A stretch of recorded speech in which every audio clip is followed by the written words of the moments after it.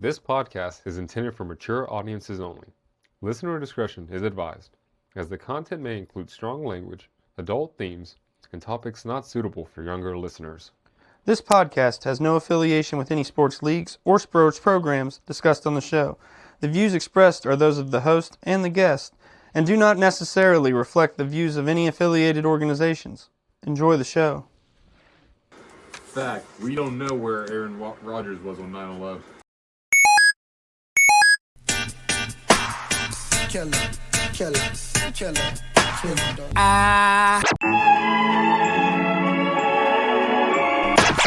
Motherfucker, we gone crazy. Yeah, what up, what up, what up? I'm in here right now, and you know I'm dressed up. I messed up a few times, but shit, so what? It's fine because I just don't give up.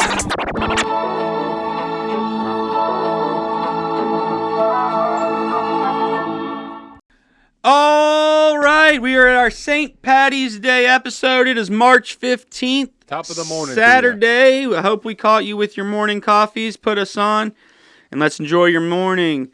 We have, starting on, we're just going to go over some quick news points from the week, give you our thoughts on them. Number one, this one's big for me. I'm a fan of the Red Frogs. Man U is leaving Old Trafford. Yeah. They are looking for a new stadium. That, to me, is complete bullshit.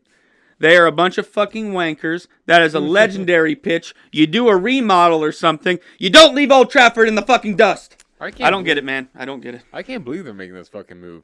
It's like selling your childhood home. It's historic. Like, that has so much meaning to the franchise. It's outrageous that they would even consider moving it. Yeah, like you said, just remodel it. Do you really need a new fucking stadium? They're not playing well either. Are you going to blame the stadium? Yeah. Like, what? I think bad teams are like, we need a new stadium. I'd be like, fucking win a championship. Then you can talk about new stadium. Show me some empirical facts where some new fucking grass underneath your feet is going to make you play better. What new fucking breed of grass do we have to grow in a fucking laboratory to make you better at soccer? For the first time I've remembered in my adult life, they were actually like had pretty good odds for being relegated this year. Yeah. Man U. What the fuck? What happened to, like, y'all wanting to leave such a legendary stadium? That's kind of the whole fucking point. Like, y'all wear the jerseys that greats have worn. Wayne Rooney, Cristiano Ronaldo, Tevez, fucking, and y'all just shit on our jersey. Y'all wipe your asses with it. You're trying to leave the stadium. I might have to find a new Champions team. Yeah. That's where I'm at with this. It breaks my heart. I've been a Man U fan since I was a wee lad. Drinking beer on my 5th birthday. You know, with Pops. Just kidding. Pops was gone.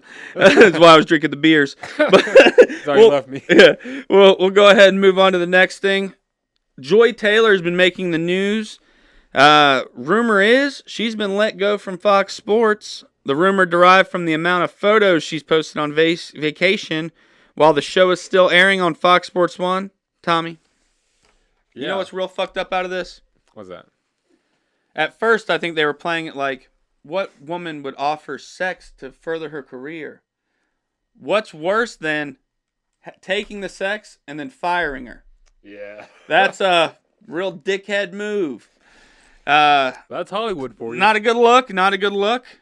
I stand with Joy. I want to take a little moment to go on a tangent. The Me Too movement. When it came out a few years ago, it hit all the headlines. It was big national news. Harvey Weinstein and these other big Hollywood producers were using their positions of power to have sex with these vulnerable women so they would have parts of movies. And it was like shocking news. Did you know these actresses were having sex with these producers for Hollywood movies? It was like, no fucking shit. I thought everyone knew that was going on. I thought that was the status quo. You have 10,000 fucking blonde chicks that all look the fucking same. And you're like, oh, we got to pick one for this movie. They all suck. They're all bad at it. It's like, of course you're going to have sex with one of them. But this one sucks dick just this much more. Better. Exactly. More better. I thought the world, as a society, we knew that was going on. We didn't like it. We just accepted it. It was like, oh, it sucks, but it is what it is. And Joy Taylor's the same way. Yeah, she sucked her way up to the fucking thing, but so? You think Tom Brady didn't blow a few guys to get out of Michigan? I just think that's how it is. I mean, Meek Mill apparently got fucked in the ass to become a rapper. That's what I heard. Speaking of Sean Diddy, did you see who recently has filed in this P. Diddy stuff? I will say, Tom, this is what I'll say about this. Odell, probably he may have done it. He looks like a guy who would maybe molest somebody with that blonde streaks he puts in his hair. One of them is like blatantly fabricated, though. She said Drewski was there in 2017. Drewski was in high school and not famous yet. So she probably should have looked him up online before she started name dropping people. Because even he tweeted, was like, I was not invited to Diddy parties in high school when I was not famous at all. Like, yeah, what was P. Diddy be doing? I will say that kind of gives Odell a little bit like of a, but he was probably there. I'm going to say that. So the big question is, was he pooping on people or being pooped on at these parties? I mean, I forgot about that. Yeah. He's a pooper. He's a pooper. Party pooper. With other rumors coming out, maybe Stephon Diggs was there. Damn. Yeah. Yeah. See, how are you going to start molesting people at a party? You're like, oh shit, Stephon Diggs is over there. I'd go get an autograph and like hang out with him. I wouldn't go like molesting people. That sounds like a terrible party. I like how there's like a certain niche of this conversation where it's like, no one wants to say they weren't invited to the parties. They're like, fuck yeah, I was invited, but I wasn't invited to the after party. Yeah. Like, but I was cool enough to be invited. Yeah, he wanted me there. So I think that's the funny out of that. As funny as you can make it, and that and all the fucking baby oil they took out of his house is hilarious. Yeah, it wasn't like 100 gallons. They should have fucking put him on a watch list then. Who needs that fucking much baby oil? What, are you going to fill a fucking pool? It makes no sense. You have to kill so many babies to get that oil. So as sports fans, Tommy, we also have some sports content that has dropped recently. On HBO Max, Celtics City has debuted. It starts at the very beginning of the Celtics with Red Auerbach. And it's going to continue to go on through to the current day where you can learn the very first days of the Celtics, how it kind of all worked out, and how it evolved into the 18-time championship winner that they are now. I think that's exciting, good content. From what I've watched so far, pretty good. Keeps you locked in a little bit, keeps it exciting, even though you know the story already. Documentaries can go either way on those. It can either be boring as shit, where you're like, I did learn something. And you hate it, or there's ones where like, you don't know if someone murdered somebody at the end, right? Or said the N-word in this case of the Celtics. So on a scale of, I'm gonna say this though, Red Auerbach said the N-word. Oh damn! So on a scale of documentaries for excitement level, between The Last Dance, MJ, to Tiger King, where would you rank it on excitability? Midway. Okay. Midway. That's fair. Keeps you grounded with sports, but he's not fucking tigers or gay boys that work for the Tigers. There's no mix there. Thank goodness. Another piece of content we have is Running Point, debuted on Netflix. It is a basketball comedy. It talks about the back office or the front office of a professional basketball team. It doesn't say the NBA. They are lightly making fun of the Lakers front office because the owner is Kate Hudson in it. She gets the team from her dad passing away, and it pokes fun at her having to now run the team as a woman that was only qualification is that she was the daughter of a guy who owned a sports team. They do make it pretty apparent that it's Jeannie Buss. They make her blonde and kind of wear the same attire that she does. And then there's an episode in there where her like bikini photos leak that she did while modeling. That's like straight up the Lakers problem of Jeannie was kind of a party animal when she was younger. She actually helped her dad come up with the idea for the Lakers girls. I think she may have even been one, maybe for a little bit. She did have like photos out there, and that's tough as like the leader of a business for all your workers to be like, I would fuck my boss. So they poked their fun there. Also, some people in the show. Chet Hanks is one of the basketball players. Tom Hanks' son? Tom Hanks' son that raps, and I think he even said once that he is not white. Even though his mom's white and his dad's white. I'm not Chet. That's a question for Chet. I'm not going to say he's not black, but I want to see the 23andMe. Is it kind of like Elon Musk, how he's technically African? The weird part is, I think he says he was born in Jamaica, Hilarious. but he's by 2 white parents. Right. Tom Hanks, I think probably the whitest person ever. Yeah, he's about as black as the Island Boys. Island Boys. The 2 brothers that make out with each other. All right, some exciting NBA news we have. LeBron passed 50,000 points all time. He's the leading number 1 scorer in the NBA history. Wow. It's one of those things where you're like, I don't want to say congrats because I hate LeBron, especially what a whiny little bitch he is. But congrats, because I mean you're now the leading scorer in basketball. MJ wasn't even that because it was Kareem Abdul-Jabbar. No, I sound like an idiot here, but I'm not the biggest NBA fan. But you're touching on a good point. Yeah. No one wants to see LeBron succeed because he's kind of taking the fun out of it. It was cool watching Tom Brady win Super Bowl rings because he was a try-hard, an athlete, and took it seriously. You didn't see Tom Brady sitting out a game. No. And LeBron's out with that. I hope it horribly destroys the Lakers' hopes of going to make a run here. Obviously, they're the Celtics' number 1 rival.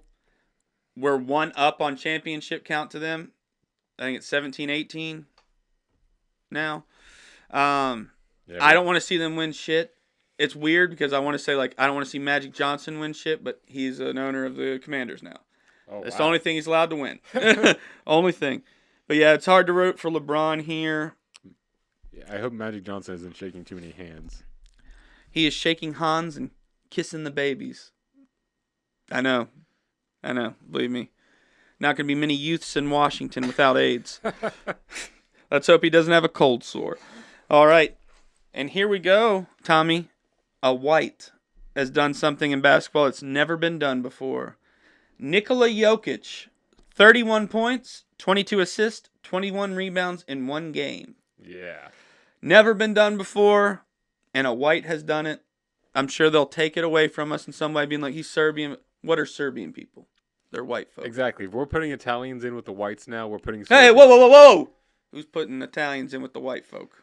They're doing it. I saw it on the news. Not if you can smell them. That's all I say right there. They eat a lot of cheese. It's crazy, though, that the best game ever had in basketball by Nikola Jokic, he doesn't even like playing basketball, I don't think. He would rather play horse. Oh, Play with horse, which is his horse is. He just doesn't know English well. But his love is horses, and I think he literally just does basketball to fund all his horse philanderings or whatever the fuck he does with horses. Rides in carriages. It's not even like the horseback riding. It's like a fucking chariot race that he's in. Damn. He should definitely have someone else in that thing. He's a big motherfucker. You're just wasting. You're putting cinder blocks on the horse for no reason. That poor pony. All right, we're going to go on to NHL. Ovi, chasing the great one. He is 9 goals away from passing Wayne Gretzky for the number 1 scorer in all of NHL. He looks old. He's doing well. Some people are calling him a cherry picker, where he's kind of getting a lot of one-timers on his goals. If one-timers were a sure thing, wouldn't everyone fucking do them? You still have to make the shot and be accurate. Yeah. So, those people just need to shut the fuck up. I'm not an OV guy. I don't hate him, but I'm not his fan. That's teamwork. They're passing the puck and he's shooting. Yeah, he's a scorer. What do you want? Why? What team is not passing the puck to their best player to score? Yeah. So that's kind of fucking stupid. He has his championship now, so obviously he's not going to get that from the Canes. But I hope he gets this goal, the 9 goals, and that way he has the option of ending his career if he wants to. I'm not saying he should, but he's completed. He's beat the game at that point. Yeah. There's nothing else for him to really do but drive that score up maybe a little bit on how much he's passed Gretzky to kind of hedge anyone passing him, because you know that Connor McDavid, being a younger guy, will be on those heels. Oh, yeah, it's only a matter of time. March Madness, we're going to have a big talk about that during our Blitz the Book segment. March 19th, be looking for our bracket challenges posted to social media. All right, we got an exciting one. This was released this week, the date. Happy Gilmore 2 is announced for July 25th. It will debut on Netflix. Guest stars of pro golfers like John Daly, Bryson DeChambeau, Ricky Fowler, Brooks Koepka, Rory McIlroy, Scotty Scheffler, Justin Thomas, and etc. will be in the movie, which I don't remember that many pro golfers being in the first movie, so that's kind of cool. Maybe they'll have more talk about the tournament that he's in, like show more golf maybe. Yeah. I hope their spots in the movie are limited because I don't think any of them are good actors. Scotty Scheffler couldn't even get out of an arrest. I'd like to see John Daly be a major character. John Daly would be funny if he kind of took on the Chubbs role. Don't even tell him it's a movie. Just start filming around him and treat Happy Gilmore like a real new golfer. Hey, I like your style, man. It's cool you're wearing the Penguins jersey. Now, the people that aren't golfers that are cameoing, I think that's where you get some excitement. You got cameos listed as of now from Travis Kelce. Ben Stiller is returning his role as Hal. If you remember, he is the orderly from the from the retirement home that is evil and runs a sweatshop out of the old ladies. Yeah, I can't wait for Hal to be back. Bad Bunny, Eminem, MJF from wrestling, and also Shooter McGavin is returning, and Virginia Vinet, who was his love. Yeah. She is returning. I'm excited. I heard, so when they came out with, like, Adam Sandler's contract is owned by Netflix, so they were talking to him about they're making something. It was between Billy Madison 2 and Happy Gilmore 2. I love the idea of a Billy Madison 2. I think Happy Gilmore 2 is the better option because it has a storyline. You can do him as an older golfer. Yeah. There is a story there to be had. I don't know what you would do with Billy Madison 2 as he was just an adult that went through all the grades, and that was kind of the joke. I wouldn't put him back through that as he's an older person now. Yeah, what would you do? Go through college in like an afternoon? Yeah, like... So I don't know what you would do there. Like, what, he went through college in 4 days? Like, each grade? Exactly. So I don't know what you do there. I think they made the right decision. I'm excited. Personally, what are you feeling about this Happy Gilmore? On July 25th, are you going to be ready with some popcorn on your couch? Oh, absolutely. I cannot wait. This is like the Fast and the Furious, but with golf. They're just bringing everyone together for an exciting time. I'm curious. Adam Sandler's definitely bringing the family. Yeah, I wonder if Kevin James, Rob Schneider, and all his buddies are going to be in it. Because he wasn't hanging out with them as heavily when he first made his Happy Gilmore, the first one. So I'm curious to see if those people need jobs, if they're like starving. Well, most of them, they were on Saturday Night Live with him. That's also true. But I love Happy Gilmore. I love Adam Sandler movies from the early 90s to the early 2000s. Perfect. I'd like to see a Click, too. Like Fat Jonah Hill, his son. I'd like to see him find a remote or something. This has a lot of good stuff. I think that kind of goes into Billy Madison, too, on why I don't think it would have been a good idea for them to make it. Norm is dead. Oh, yeah. And he was Billy's best friend in that movie, and he made the movie hilarious. Every time Norm was on screen for like 5 seconds, he made you remember that scene. Wasn't Carl Weathers in the original Happy Gilmore? Yeah, but he died in the original Happy Gilmore. That's also true. He can still stay dead. Yeah, he got eaten by the crocodile. Yeah. Finished the job. So that one, they don't have to pull Hollywood magic and write him back into this one. He has now passed away like Chubb Peterson. A hilarious meta-fucking move would be to get Michael Jordan in there to play his son. And like Michael Jordan's in hot water, bud. No, Michael B. Jordan. Oh, okay. Yeah, that's better. I was going to say Michael Jordan, his son was arrested for drugs. Yeah. And then now his NASCAR team's being investigated as possibly being a cartel. Not having business with a cartel, being their own. Michael Jordan's got some crazy fucking headlines going on right now. Yeah, not him, Michael B. Jordan. Yeah. I was going to say, I don't think Michael, even though he plays golf, I don't think Michael Jordan's stepping up for this one. Other new news came out this week. Dana White, TKO Group, has aligned with Turkey Al-Sheikh for a new boxing promotion. They're hinting at a card for September 12th. Dana was trying to keep it under wraps. His business partner, not so much. I'm going to guarantee Canelo Alvarez is involved in this somehow. He had a fight that was supposed to be scheduled with Jake Paul, and then all of a sudden it disappeared. And he was booked for something else. I think he's going to be on this April 12th card. The idea of the boxing promotion in general is like a self-contained boxing promotion. Their fighters are pretty much going to only fight in that promotion. They're going to cut down all the 5-pound weight differences and just make like 10-pound weight differences, kind of like the UFC. They want it to be a thing where if you say who is the heavyweight boxing champion for their promotion, you know the name. You don't have to think of like 3 guys who are like super heavyweight, heavyweight junior, and all that stupid shit.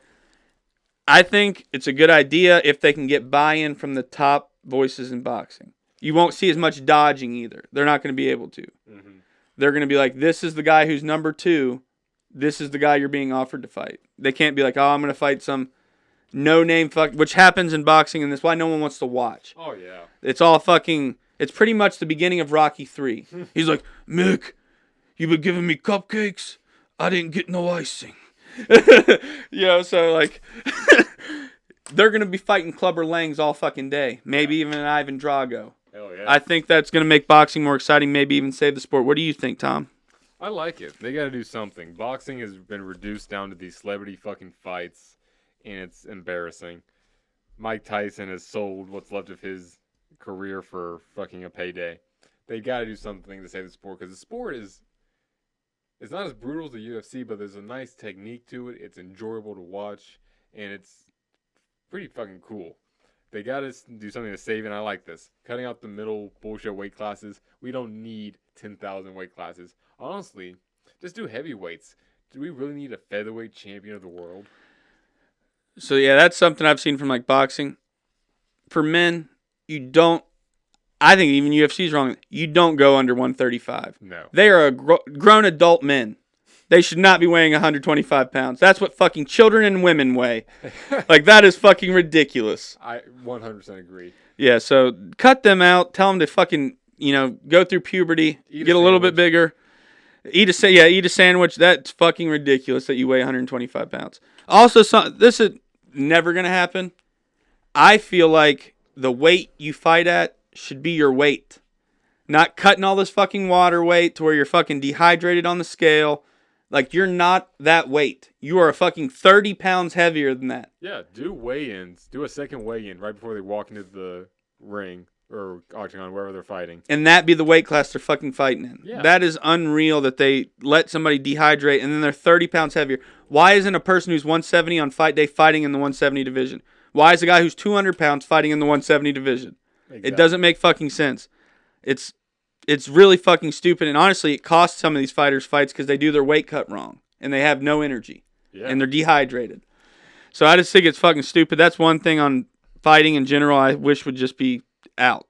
But there's always going to be someone that's like, but then you get a 200-pound person fighting 170 guys, but if you can get him to cut. It's fucking stupid. Make him weigh 170 on fight night, and he's going to have some real fucking issues. He's going to be dehydrated during the fight. Oh, yeah, that guy hasn't eaten for 3 days. Yeah. So I think that's something would change, and I think would improve my I already am a huge UFC fan. It's not going to change, but I would get more buy-in on all fighting events if that was a thing. Dana White announced John Jones is fighting this summer, probably against Tom Aspinall, to unite the heavyweight title belts. Alex Pereira lost this weekend at UFC 313. Big shock. Yeah. I couldn't believe it. And we'll go on to WWE and finish up here. I got 2 more things. John Cena, heel turn. Oh, no. If they couldn't see him, they didn't see that coming. My God, did he whomp his ass. Right in the dick. And Travis Scott laid palm on Cody Rhodes' face. His face is bruised from like eye to ear. Damn. He fucked him up. But Travis Scott is pumped. He said in a thing after the Triple H, I'm getting a wrestling ring put in every one of my houses, which is crazy because every one of his houses. Yeah. There's multiple. And he's expected to do a match with The Rock and John Cena as like a triple tag team thing. He apparently is very bought into the whole wrestling thing. Like Travis Scott the rapper? Yeah. Wild. He is the theme song for Raw now. Like I said, the rumors are that he will be in a match, probably at WrestleMania. Damn. Very excited. Do not let him in control of the population or the seating arrangement. Because it's going to be Astro World all over again if you're going to die. That'd be funny if he named his finisher Astro World because it killed people. That would be hilarious. That would be the fucking move. Someone get this to him and the riders there and be like, your finisher, Astro World. Yeah. Take him for a ride, baby. The finishing move is he gets buddies to help and they dog pile on top. And then he gets the last one. And he pushes them into a pyro. Because there's too much room, too many people out there. Yeah.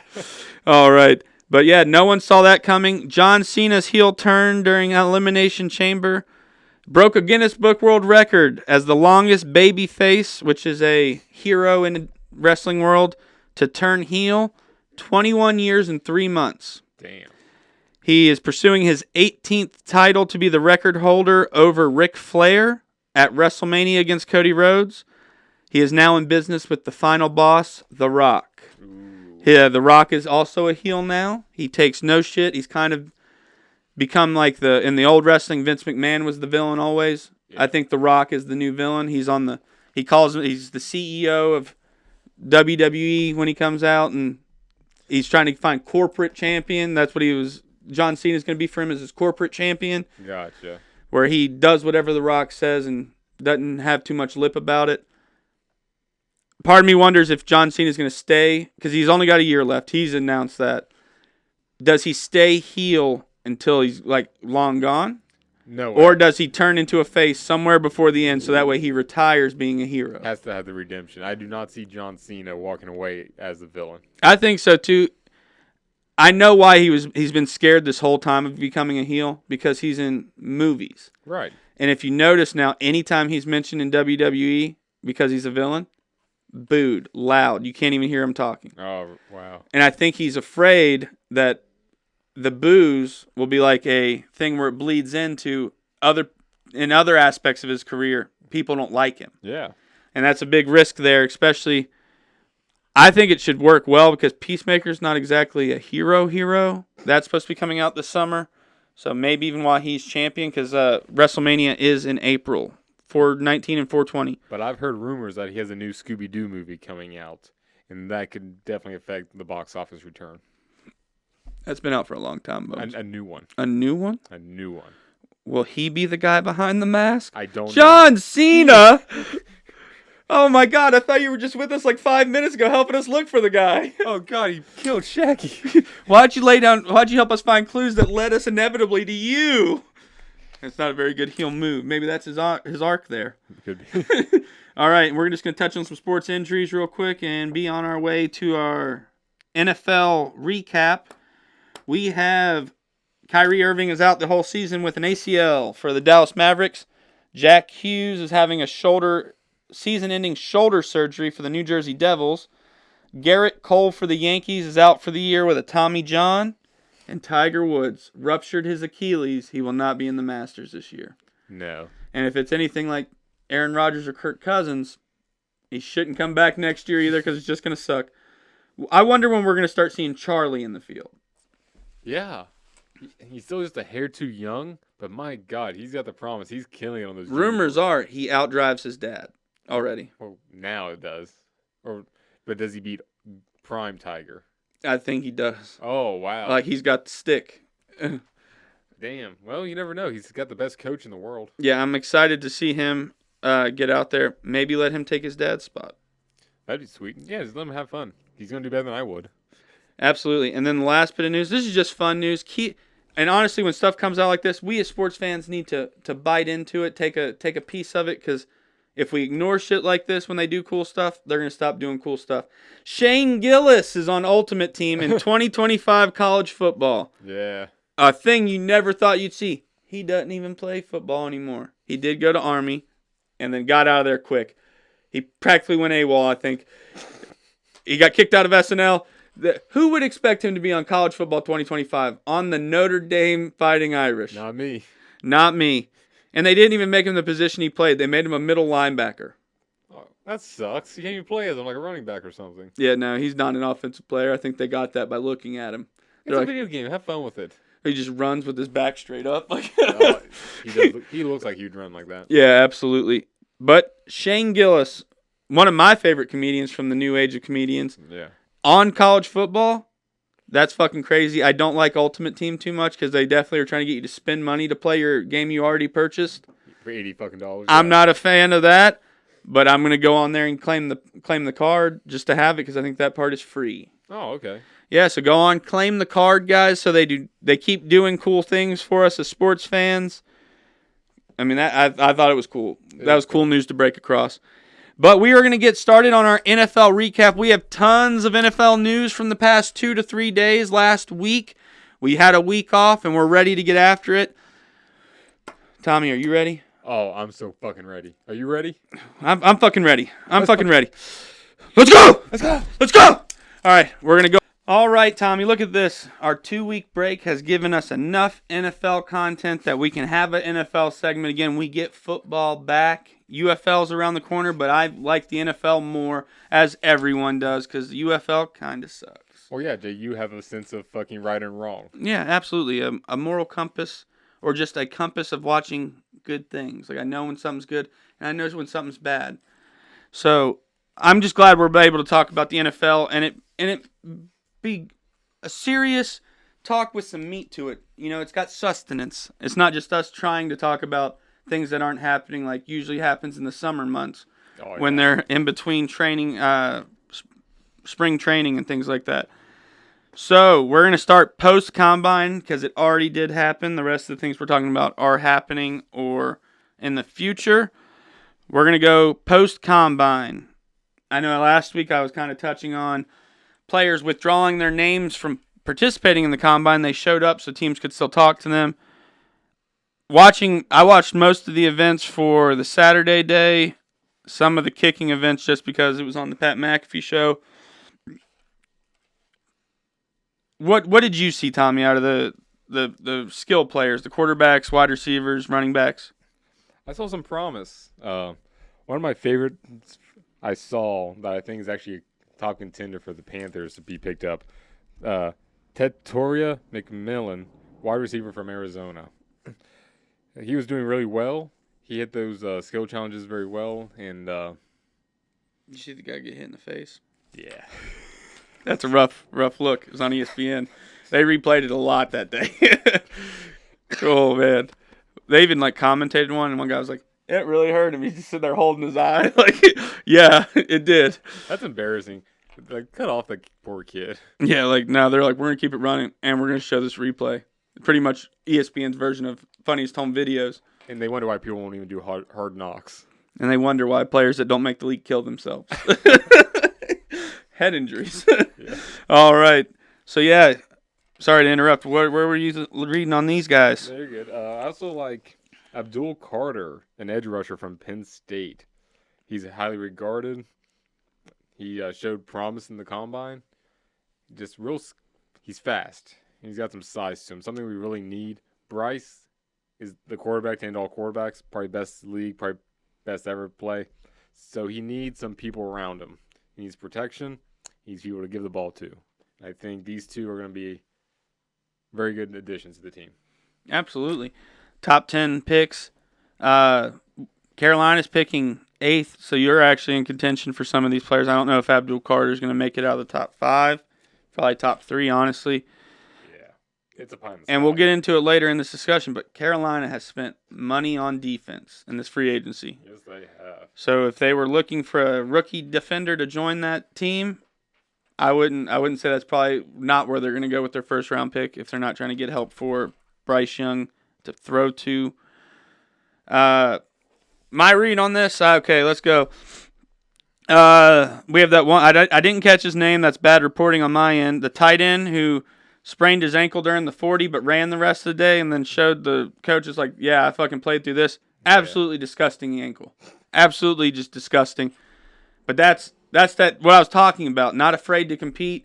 You kind of showed that fucking dog in you. I think even if you did just a slightly bit worse than the first guy, if you showed that kind of just drive, competitiveness, you go up on my draft board, on my personal draft board. You need those type of players. The type of player is not going to fucking tap out the moment they see they can. Yeah. So those guys, he's going to be he'll play through the smaller injuries because he's a fucking dog and loves football. He likes to compete. So I thought that was a plus mark on my end. Yeah. Will Howard and Quinn Ewers, I hate to say this because I'm wanting people to participate. They are the highest to the top quarterbacks that participated. They did shitty. They did terrible. Yeah. I think Quinn Ewers might be retarded. He quoted Cardell Jones when meeting with coaches and said about his college GPA, we go to school for football, not reading. You said that to Mike Tomlin, who cares more about the stupid shit than anyone else, about like showing up on time, getting what you said you're going to do done. He even made the comment of he just wrote it down in his notebook and didn't ask another question about it. Yeah, that was him saying, we're pretty much done with this guy. I'm surprised he didn't say, go ahead and get the fuck out of here. You're good. Yeah. You're good, boss. They are the front runners to also get Aaron Rodgers on the Steelers, so I don't think Quinn should be buying any Steelers gear early. I don't think Aaron Rodgers is going to the Steelers. They've got too much invested with Russell. And just kind of like to the dumb comments about Ewers, why would you quote Cardell Jones? Right. He's not in the fucking NFL. He never started. And if he did, it was because someone was injured. Why would you quote somebody that had no NFL career? That doesn't make any fucking sense to me. Shador and Cam did not throw or participate at all. A White killing it. Show from quarterback from Louisville. Run a 4.6 as a quarterback. Damn. He was moving. I don't know how it's going to help him because most teams, like, you need to throw also. I don't think he was number one in throwing. But, I mean, he may need to switch to, like, slot receiver or something like a lot of quarterbacks do when they go to the NFL because he's just not going to be... Being fast doesn't make you a good quarterback. No. Mike Green from Marshall did not perform at the Combine, even though he had a good showing at the Senior Bowl. He had complaints of hamstring tightness, potential first rounder. I think this probably dropped him a little bit with that hamstring. I don't think he leaves out of the first round. I don't think he's top 15 now. Weirdly, I don't think anyone asked, but he answered it. He, at his presser, where the press got to ask him questions, said that he left Virginia University, the Cavaliers, for Marshall after he was falsely accused of sexual misconduct twice. Yikes. Although they seem to be have been fabricated, to get it done to you twice when your teammate's probably zero, even if you're innocent, it seems like there's a target on your back that ladies can easily say, like, I could probably get sexual misconduct on this dude. I'd say his issues like this probably aren't over. He's probably going to see another one before the end of his NFL career. Dude, just get married. Like, at that point, and then throw your phone away. Yeah. Like, so you can just not be accused of that. Or if you're Xavier Worthy, choke out your girl and she won't remember. Yeah. Or Deshaun Watson, just do it at a massage parlor. Or Justin Tucker, just come on the table. Gross. Yeah, son of a bitch. You shouldn't put your DNA on the table. Then they can test it. That's so easy to catch. Yeah, it's so easy. But Mike Green has actually showed up in some early drafts, some mock drafts, as going to Washington at 29 because we need edge rushers. He is a good edge rusher. He planted that dude from Oregon, the tackle, in the Senior Bowl practices, and that's how he kind of got his infamy from the Senior Bowl. Also, I liked Matt Golden from Texas. He's also another one that Washington is looking at with their first-round pick.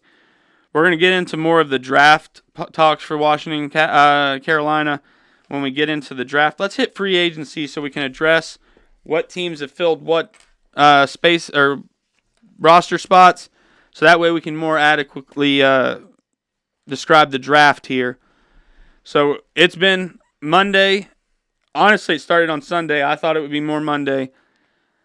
Just fucking nuts. It went haywire. Yeah. So many fucking notes. We got Devontae Adams going to the Rams for 2 years. Cooper Kupp's on his way out. They're saying he will be cut by March 12th, which is tomorrow. He will have already been cut by the time this episode airs. So that's exciting because that kind of makes it a free-for-all. He can go anywhere he wants. 32 teams or 31 teams because I doubt the Rams re-sign him if he goes into free agency. But he knows definitely he's gone now. I think the only way he gets traded before the deadline is if the Rams say something's better than nothing. If y'all want a head start on him, give us a fucking 7th rounder, a 5th rounder, and y'all can have him, and then y'all can discuss the contract talks with him. Yeah. I think that's a possibility. Some team's going to have to really want him, though. Like, they're going to have to be like, I don't want to make it a competition to sign him for less. Exactly. Yeah, he's a little bit too... He's not a Derrick Henry. He's not a Saquon. He doesn't have that tradability about him. No. He was electric. He was on my fantasy team last year. When he's not injured, he is a points machine. He was averaging like 10 receptions a game, Yeah, which is unheard of. Yeah, he's like Christian McCaffrey. yeah, he's just one of those gadget players. You can get him the ball behind the line and just let him make moves to get you the yards instead of having to throw downfield as much with him. Although he does do well catching downfield. Shocking, Darius Slay stayed in Pennsylvania but went to the Steelers. Super Bowl champion off of the Eagles. It seems they have cleared house on their cornerbacks besides the Whites and Quinyon Mitchell. They have also traded away C.J. Gardner-Johnson to the Texans. Joey Bosa is thinking he's going to go to San Fran to play with his brother Nick. Tyler Lockett has not been signed. Sam Darnold, 3 years to the Seattle Seahawks. Khalil Mack re-signed for 1 year to the Chargers. Bunch of pass rushers here coming through quick. Hassan Reddick signed to the Bucks, 1 year. Josh Sweat signed by the Cardinals. Javon Holland, safety from Miami, is going to the Giants. Giants haven't been able to make much of a splash yet because they suck. So you have to pay a premium for all your players you're getting because they have to have a reason to come there. Exactly. You get the Myles Garrett tax. You got to pay me not to fucking win. Chris Godwin, after all that hubbub of where he was going to go, he re-signed with the Buccaneers. Of course he was. He loves that place. Ronnie Stanley re-signed to the Ravens. I think that's been their only offseason move they've made so far is to re-sign one of their own players, kind of like the Cowboys. Justin Fields to the Jets. They paid him $40 million, $30 million a year guaranteed. I feel like that's a lot for Justin. Wild. Who only played like 7 games last year and got benched for Russ. Yeah, dumb move. Aaron Jones stayed with the Vikings 2 years. This one is one I wanted the Commanders to make a move on. I don't know if they didn't do it because we did let ours out of the room. Talanoa Ufanga, he's the next. They say he's the next Troy Polamalu. He comes up close to the line. He loads the box as a safety. He's able to time snaps well to get good blitzes, but he's also able to knock the shit out of receivers. Yeah. So I thought the Broncos did really good signing him. Congrats, Marky Mark, you fuckface. Bitch. D-Hop is still unsigned. Hollywood Brown re-signed with the Chiefs for 2 years. Keenan Allen, unsigned. Rumored Russell Wilson is going to the Giants.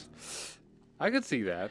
That's mostly pinned on Aaron Rodgers going to the Steelers because the Giants are also wanting Aaron Rodgers.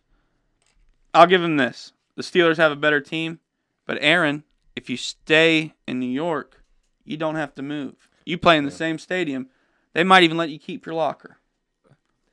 I don't think he goes to the Steelers. I think the Steelers, as a franchise, they love their franchise quarterbacks.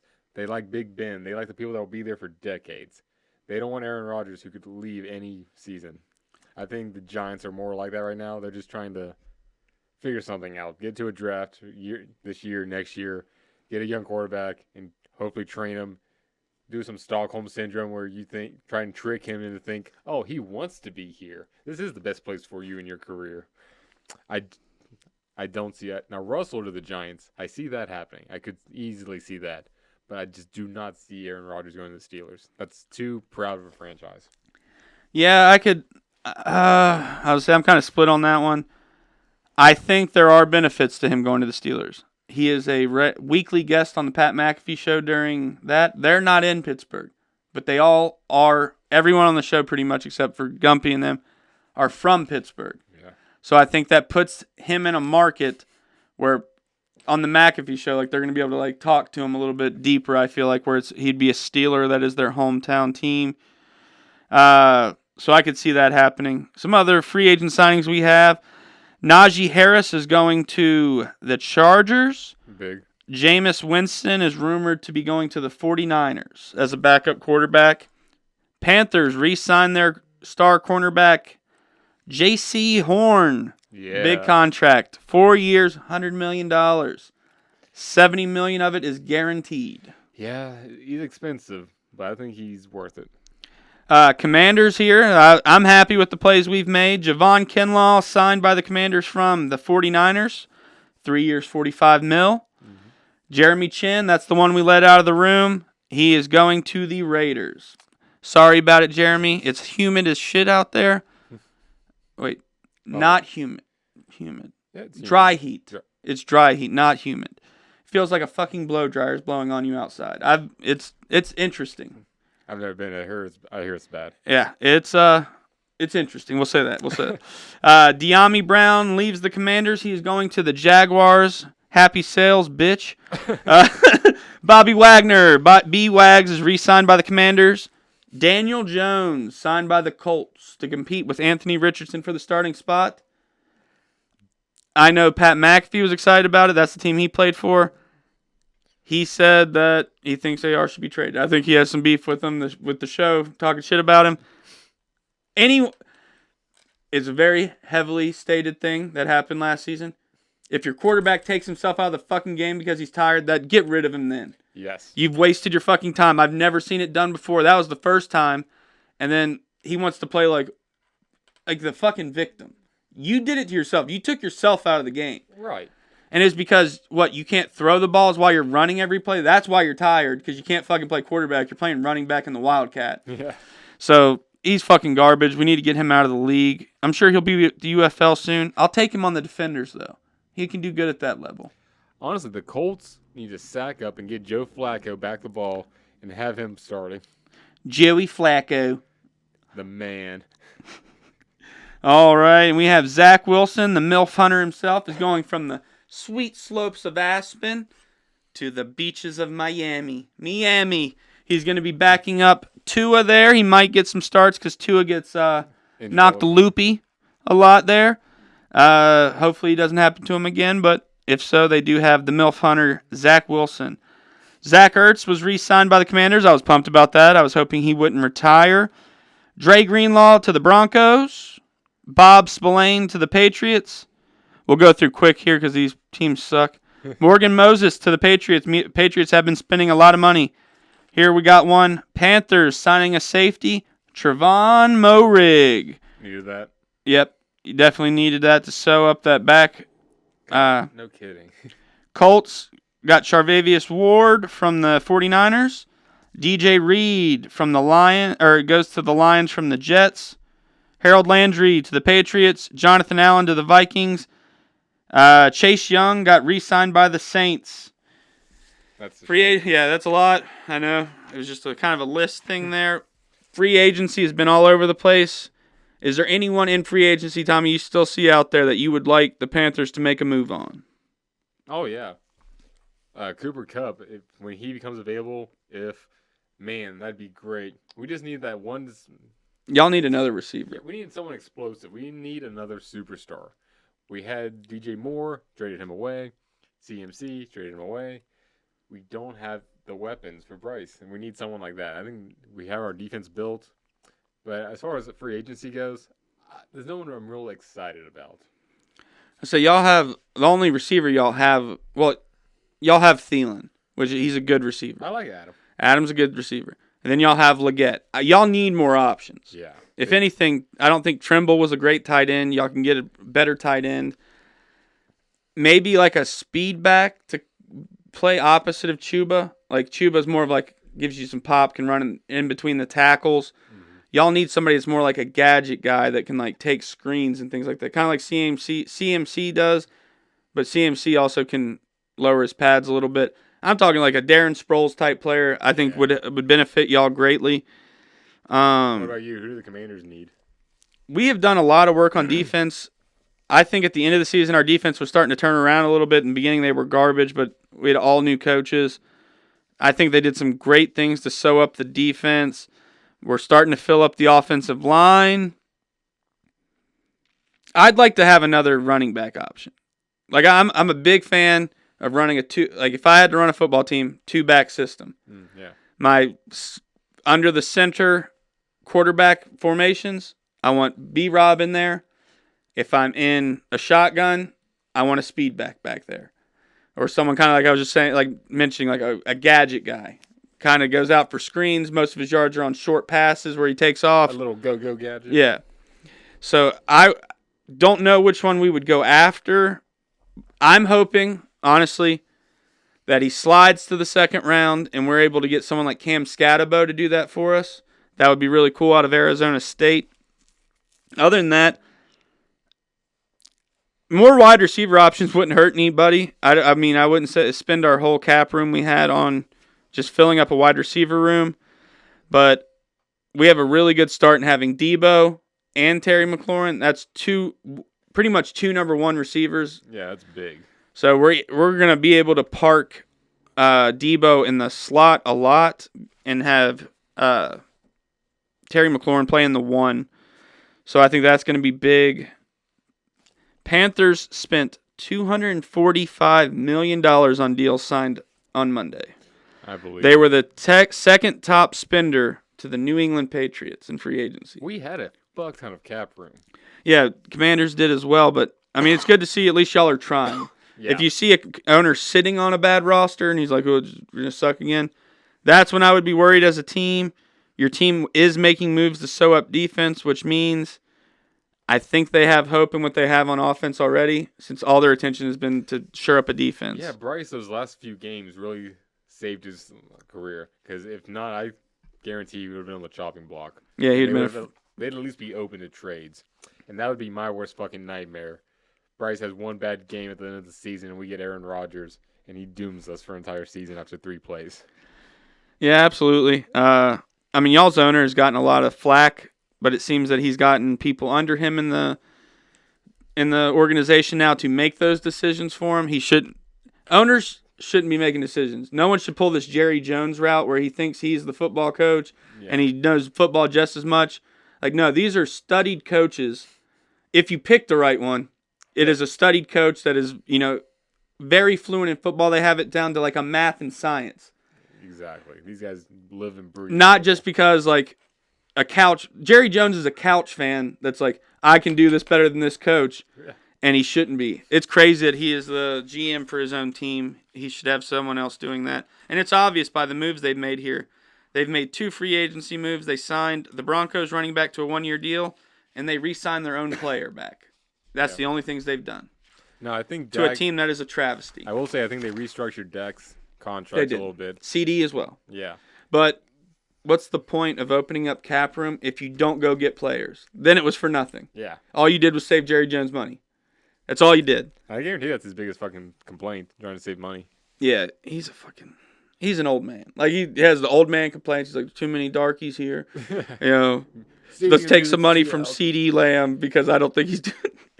We'll move on from that part, but yeah, fuck the Cowboys. Yeah. We had some retirements happen since we've last spoke. Mitch Morris, center for the Jaguars, has retired. I don't blame him.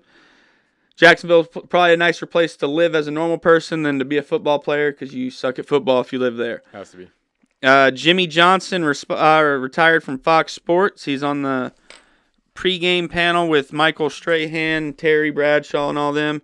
I figured this was coming as he made it into the Cowboys Ring of Honor, and he's also in the Hall of Fame already. I feel like he just feels like his career's gone where it's going to go, and he's going to enjoy his last years, hopefully a lot of last years, even though he's a former Cowboys coach, so you could choke on a fucking carrot, and I wouldn't care. But and then Travis Kelce did not retire.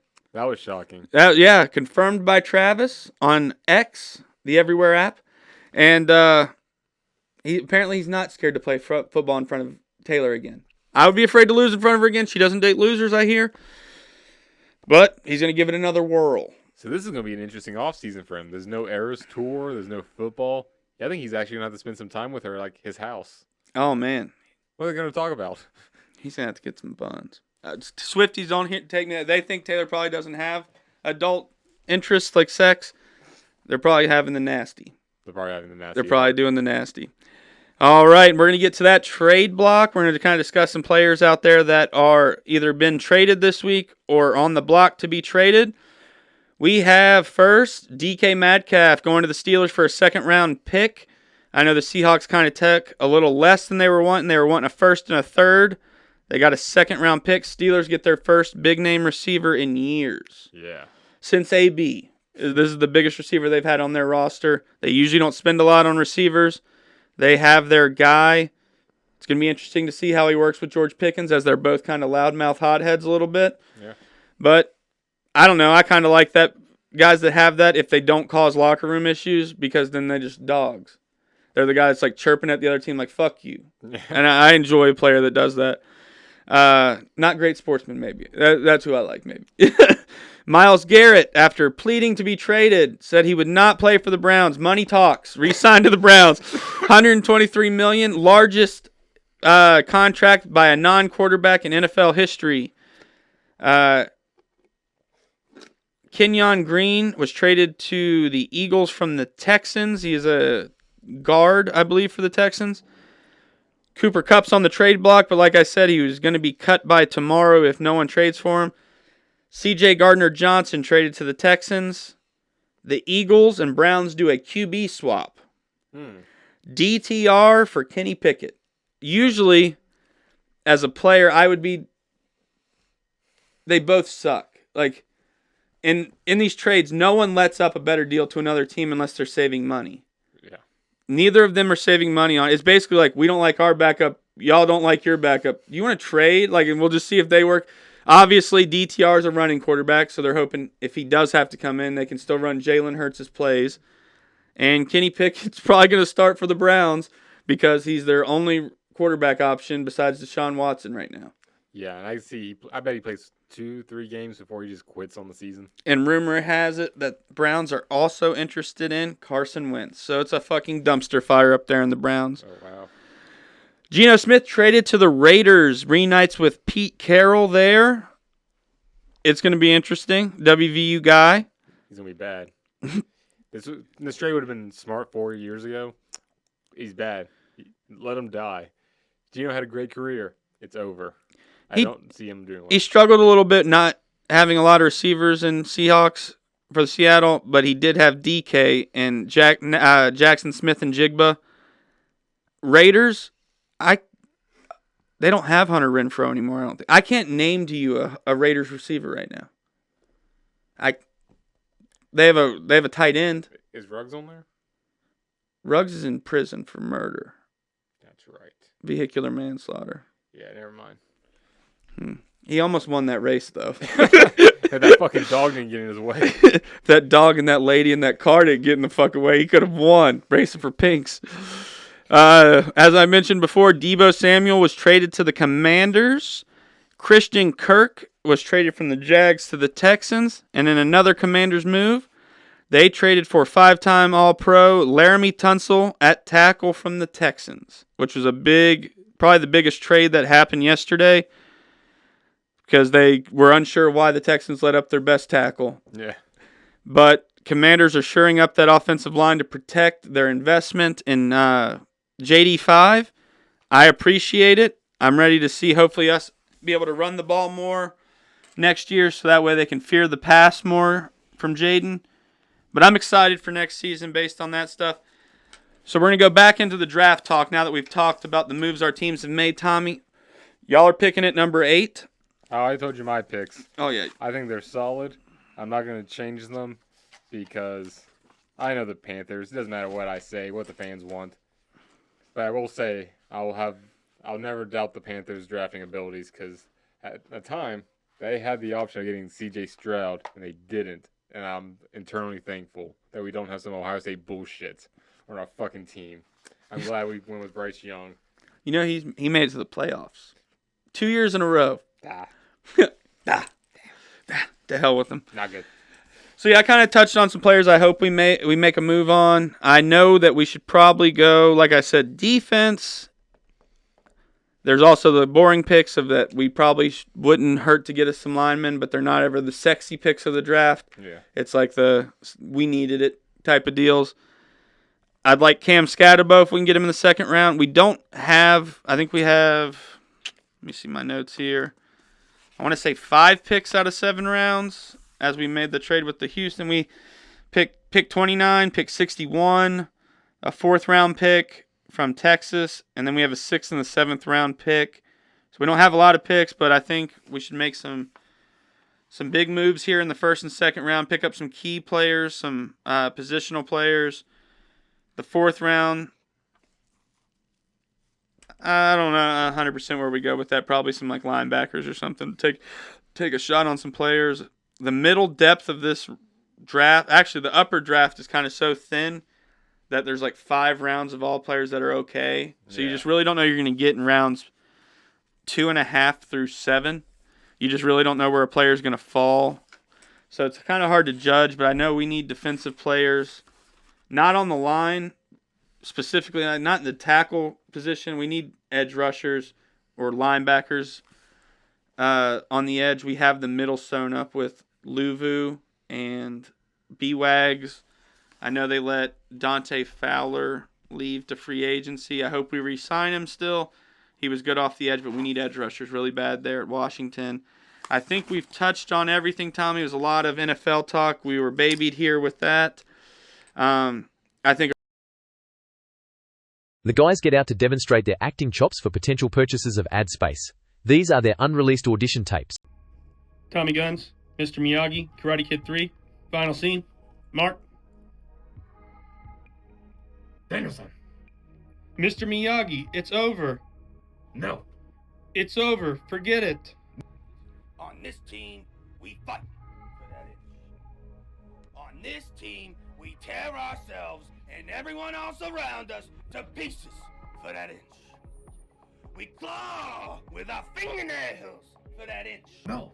I'm afraid. Let's go. I want to go home. You must not.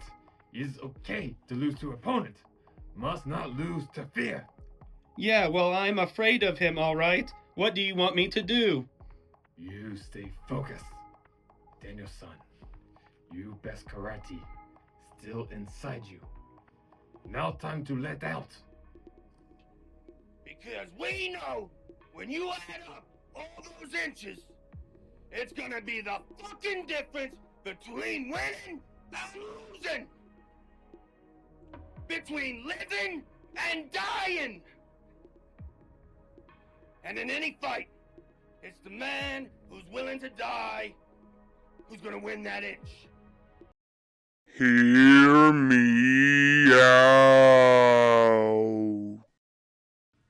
Right now, it is the best time ever to be a sports fan. Why, do I ask? Things like the Stadium Series game, the international tournament that the NHL had, the football environments are selling out. They're just, they're all on social media. You can see from each game that there's always just fans going nuts, loving the game. Our access to the game is more now more than ever. We're allowed to gamble on it, which gives interest to the game. And then we have things like the Arnold Sports Festival has been around forever. 27 years, I think, 20 years this year. So now we have the sports brands and people behind the sports brands like Fanatics, things like that have interest in sports, are putting together festivals that are like sports Comic-Cons in a way. And it's just crazy. Your access to the players is easier now more than ever. I feel like we're just in a golden age of sports. We need to keep this momentum because I think I love sports and I like the environment where it's easier to show everyone why it's great to love sports and the greatness of sport. I think it's just a good time to be alive, and I just want to say that to everyone. It's a good time to be a sports fan. Okay, hear me out. I think NASCAR should take the next step in this series and allow every modification possible. And I'm just not talking taking off restrictor plates. I mean actually making and modifying the cars to go as fast as humanly possible. I'm talking using jet fuel, crazy technology like little wings, maybe get a little flight, filling the tires with helium. I don't know. Get really crazy with it and have some fun with it. I want to see how fast we can get these cars to go and still go around a corner. And honestly, take safety completely out of the equation. Don't worry about hitting the other drivers. Don't worry about how explosive it is. I think it needs that edge of intensity. I think that's what's going to make a big difference and actually get a lot more crowd involved in NASCAR. Because right now, it's just, the common complaint is it's boring. You're watching for 7 hours, they're going around a single lap, and they're going as fast as they can. Don't get me wrong. But if they are actually breaking the sound barrier, or actually have a chance of killing each other like every other turn, like more intense, I think it'd just be a lot more fun and get viewership really high. Alright. Hear me out. This isn't even like a polarizing topic. I think it's just something that's cool. As we saw, the Columbus Blue Jackets last weekend just had their Stadium Series game where they played in the Buckeyes Stadium. I agree it could have been a better stadium, but it's the environment. Is what I'm talking. Is the general gist of what I'm getting to, is so the NHL does, I believe, two of these games a year, 4 teams. I think this is basically what I'm projecting or trying to get across here is I think the NHL should have every team do one of these Stadium Series games because they're electric for the fans. We love them. They're good games. They're fun to watch. Seemingly it's fun for the players. I know some of them have had complaints about the locker room walk being so far and things like that. But it is an electric environment. Hockey is building its fan base now to where you can fill these games. The Columbus Blue Jackets filled Buckeyes Stadium. The Buckeyes can't even do that. And the Blue Jackets can barely fill their stadium, which seats less. So, it just proves that people want to be in that environment. Hockey is electric in that environment. I think we should see more of it and not keep it as niche as a thing as it is. And a minimum, have every team pick one of their games to do that in. It's good for the city because it brings in a lot more people. People travel to go to those games. I know we were going to travel to go to the Canes one in Raleigh last year, 2 states. So, fans of those teams will travel to make sure they're at that game. It'll be a point. It's good for the tourism of the city. And it's just what we want to fucking see. So, let's make it happen, NHL. It's pucks in your side of the ice. All right, so hear me out. What makes something special? This makes it unique when there's very little of it. The Super Bowl is fantastic because it's once a year and it's the pinnacle of sports. Christmas is nice because it comes around once a year and it's a special time when everyone comes together. When you have a lot of something, it dilutes it, oversaturates it, and it makes it less fun and enjoyable. I think that's the problem with fucking basketball. Baseball too, but playing 50-something fucking games a year or 100-something like in baseball is ridiculous. They need to drop the amount of games they play and make it more special. Once a week games actually hold some stakes to it. It's hard to bet on these games when their turnaround is every other week. Injuries are too prone. And I know it's not a contact sport like football, or it's not a collision sport, I should say. But come on, really, the NBA? You're going to tell me that's a contact sport? No, it's not. But I digress. The basketball teams need to play less games so they're special again. You have something to look forward to. And the teams actually have time to recuperate, strategize, and make game plans for everything coming and going. It's time they do better and actually make less sports. You know what really grinds my gears? Hear me out. You can notice in media outlets, I don't have to tell you which ones. Honestly, it's seemingly every media outlet has somebody that likes glazing this fucking dude. But what interest do media outlets have in glazing certain players who haven't done anything to prove they're great or just anything? I don't even think they speak well at the podium. The person I'm speaking of more in particularly is Caleb Williams. We've been told for years that this dude is the next great quarterback. When is he going to be great? When is he going to show us anything great? At USC, he wasn't great. At Oklahoma, he wasn't great. At the Bears, he wasn't great. It's always someone else's fault. USC, it was the defense's fault. At Oklahoma, it was probably Lincoln Riley's fault. I'm not 100% sure on that. It wasn't his fault. The Bears, he should have had a better line, but he did have great receivers that he couldn't throw to. The coach wasn't great. Next year, it's going to be somebody else's fault on why he's not great. Why do we keep fucking telling everybody, telling the fans, lying to the fans that this guy is great? And it's just, you're going to see. What interest do you have in his professional future that you are just babying that shit and glazing it? It doesn't make sense to me. Let's just all fucking admit it. We'll put our cards on the table here.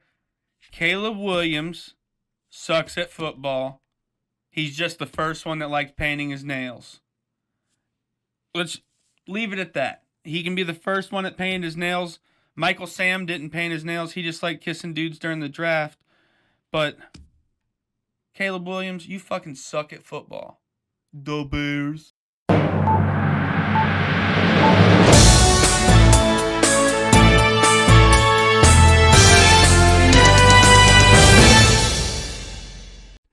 Michael Jordan's racing team is being sued by NASCAR for accusations of the team being a cover for an illegal cartel. This has to be an isolated incident to the NASCAR team, as longtime Jordan employee and 9-year-old Jae-Woong Cho said Mr. Jordan has never asked her to put drugs in a pair of Jordans, as that usually happens after the consumer purchases the shoes. A Missouri man has been convicted this week of shooting his son's Pee-wee football coach. Apparently, the son was not receiving the playing time he deserved. Fortunately, the coach is expected to live and will be even testifying in court against the father. If the father's shooting is any indication of the son's playing ability, I can see why he didn't get much playing time. Apparently, they're both pretty bad shots. O.J. Simpson was notably snubbed at the Oscars this past week during the In Memoriam segment, even though he had several acting jobs after his days in the NFL. The Academy claims it wasn't an intentional snub. We just ran out of time, kind of like Ron Goldman and Nicole Brown. Meanwhile, OJ's Heisman Trophy did make the award ceremony in a newly released true crime doc. In recent news, FIFA has announced that for the 2030 games, they are looking at expanding to a total of 64 teams. When asked about making this move, the official said, "Inflation's hitting us hard. Bribes just aren't going as far as they used to." NFL insiders got into a heated scuffle of words at an Indianapolis Starbucks during the NFL Combine. Witnesses said the argument was so intense that the Starbucks employees became the news-breaking insiders. One employee said, "I would say it was the craziest thing we saw all day, but we did forget whipped cream on a white woman's venti cappuccino, so we did have to call local PD. That woman is still in police custody with no chance of bail." Lawmakers in Ohio are looking at banning the exclusive airing rights for Ohio State football games. When asked why, they're saying, "We're just trying our hardest to make sure no one's watching Ohio State games. We're doing our due diligence to better the community." NBA star LeBron James, seen here demonstrating a hairline that pays homage to Jada Pinkett Smith, also paid homage to her husband Will Smith by telling Stephen A. Smith in an altercation, "Keep my son's name out your mouth." With that being said, LeBron James also paid homage to Will Smith by not being in a good movie since 2015. Imitation is the sincerest form of flattery. This just in, my wife doesn't love me. News coming out early from the league owner meetings, the Green Bay Packers are leading the charge to ban the tush push, which is ironic considering the team named after packing is trying to eliminate a play centered around aggressively pushing dudes from behind. In other news, Xavier Worthy's charges were dropped as Roger deemed the violence as nothing but a brotherly shove. Last bit of news on the tush push. Ravens guard Ben Cleveland has filed for divorce as he discovered someone was tush pushing his wife. The name of the person who quarterbacked the play has not been released, but just like Jalen Hurts, he did score. The guys get out to demonstrate their acting chops for potential purchases of ad space. These are their unreleased audition tapes. Okay, Flaming Dragon, fuckface. But first, take a big step back for me and literally fuck your own face! I don't know what kind of pan-Pacific bullshit power play you're trying to pull here, but Asia Jack, that's my territory. So whatever you're thinking, you better think again. Otherwise, I'm going to have to come down there and I will rain an ungodly fucking firestorm upon you. You're going to have to reach out to the fucking United Nations to get a fucking binding resolution to keep me from fucking destroying you. I'm talking scorched earth, motherfucker. I will massacre you. I will fuck you up!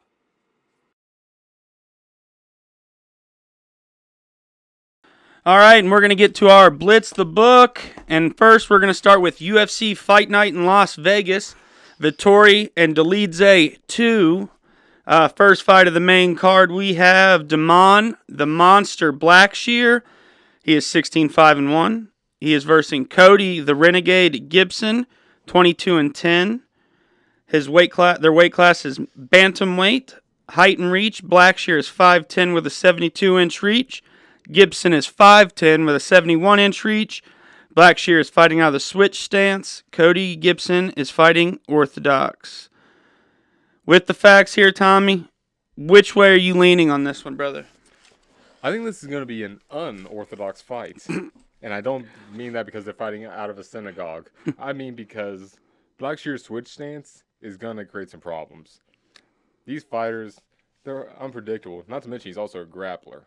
So that kind of switching, you never know where he's going to shoot from. He has multiple angles. I think Blackshear's got this. It's going to be a split decision, or he's going to win it by submission. I agree. I think it's going the distance. Bantamweight usually does. Probably not good money there. I like Cody Gibson just from the Ultimate Fighter, what I've seen. He was on the last season. Damon Blackshear, he's pretty good. I've won some money using him before in the past. I do think Cody Gibson has been known to force a wrestle a little bit. With a switch stance, it really affects takedowns because you got to shoot for one of those legs. Mm-hmm. And if he's constantly switching the leg, you got to constantly readjust to your shot. So I think on this one, that's going to give Cody Gibson some issues. I think Blackshear uses his speed a little bit to keep Cody on the outside. He's a fast-paced fighter. Yeah, he's got a good tank on him. I think Cody probably has the strength here, but I don't think it's going to matter too much. Like I say, he's going to keep his distance. And when he gets into scrambles, I think he's going to do well. And Cody Gibson's wrestling is going to be kind of nullified by the way he switches stances and put which foot is up front. Mm-hmm. I'm going to actually tail you on this one, Tommy. I'm going to go the Monster Blackshear. It will be by decision, I believe. I don't think there will be a knockout or a submission coming. But I do think that's going to give Cody Gibson issues. And I don't know where that puts him after this, but I think Blackshear is going to go to 17-5. Ooh. Now, what do you think about historically people named Cody are generally pussies? Now, what do you think about that rule? I think it's pretty correct. Pretty correct. Every Cody I've met, besides a few, have been giant pussies. Exactly. Like Agent Cody Banks. He shouldn't have got Hillary Duff. I should have. And he's a dumb bitch. But, yeah, Cody's, it's bad luck. If you see that on your birth certificate, just know you're a loser. Yeah, change it. Go by Kodak. Get a camera. Be that weird guy. Anything's better than Cody. Yeah, yep. So the next fight we're moving on to, we have Alexander, the Great Ape Hernandez. He is not an African American. I'm just going to say that. I'm not saying you thought that, but I'm going to say that he's not. Okay. He is 15-8 versus Kurt Hollaball. He is 22-8, another Ultimate Fighter alumni. He has won no contest. They are fighting at lightweight. Height and reach, Hernandez is 5'9" with a 72-inch reach. Hollaball is 5'11" with a 70-inch reach.